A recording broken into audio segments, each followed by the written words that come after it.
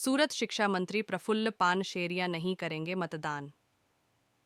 सूरत Lok Sabha seat पर मतदान नहीं होने के कारण नहीं करे मतदान, लोगों को असुविधा न हो इसके लिए सुझाव दिया। वृद्धा को अपनी कार से घर छोड़ा, लोगों से ज्यादा वोट करने की अपील की report. Deepak Roy, you Bharat.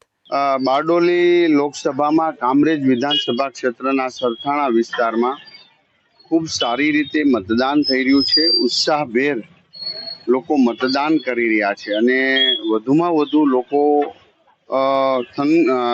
યુવા વર્ગ જે પહેલીવાર મતદાન કરવા જઈ રહ્યા છે એ લોકોમાં તો કાફી સારો ઉત્સાહ છે અને આ ઉત્સાહ આવનારા સમયમાં શું કહેવાય, દેશમાં ત્રીજી વાર નરેન્દ્રભાઈ મોદી સાહેબને વડાપ્રધાન બનાવવા જઈ રહ્યા છે।